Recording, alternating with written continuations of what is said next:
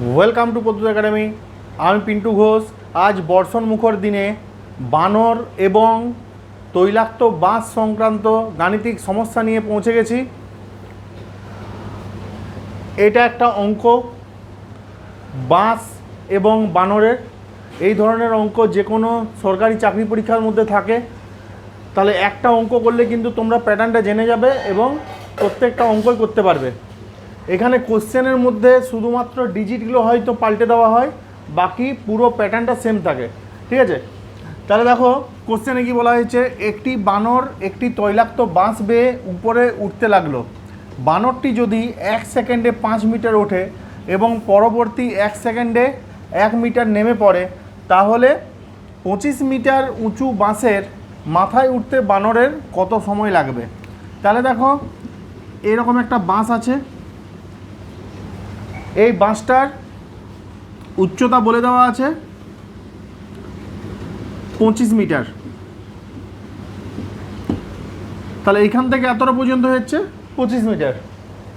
এখানে কন্ডিশন কি দেওয়া আছে, 1 সেকেন্ডে 5 মিটার ওঠে। তাহলে প্রথম 1 সেকেন্ডে বানরটি 5 মিটার উচ্চতা উঠছে,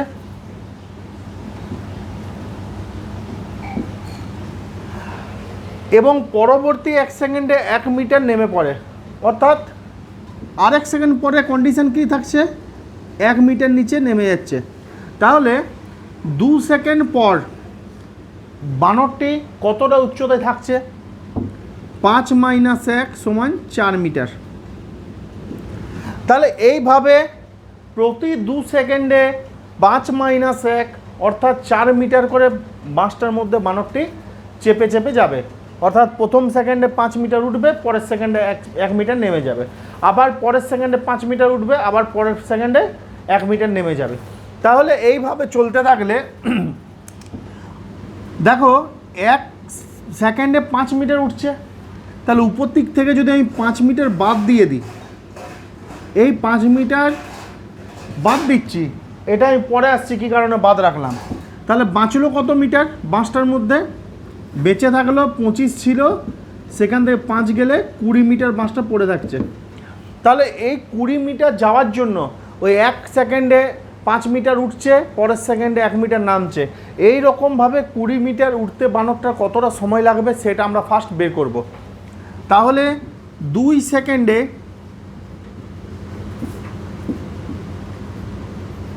বানরটি কত উচ্চতায় থাকে, 5 - 1 4 মিটার এই উচ্চতায় থাকে।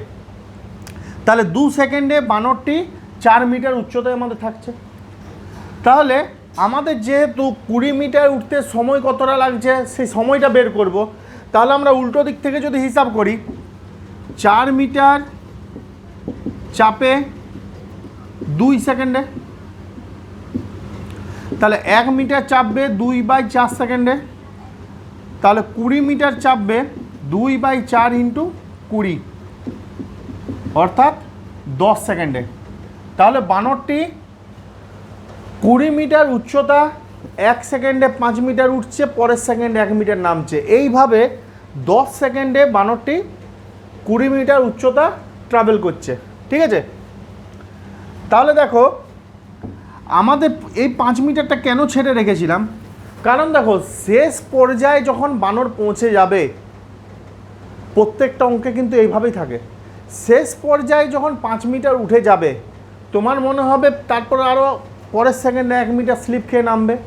কিন্তু যখন ও কমপ্লিট ওর ডিস্টেন্স কাভার করে উপরে উঠে গেল, তারপরে কি 1 মিটার আবার স্লিপ খাবে? উপরে যখন উঠে গেল স্লিপ খাওয়ার কোনো প্রশ্নই আসছে না। তাহলে শেষ সেকেন্ডে ও কী করছে, 5 মিটার উপরে উঠে গেল, উঠার পর কিন্তু আর স্লিপ খেয়ে নামছে না। তাহলে 10 সেকেন্ডে বানরটা যে 20 মিটার উঠেছিল, তাহলে 10 সেকেন্ডে ও 20 মিটার উঠে গেছে।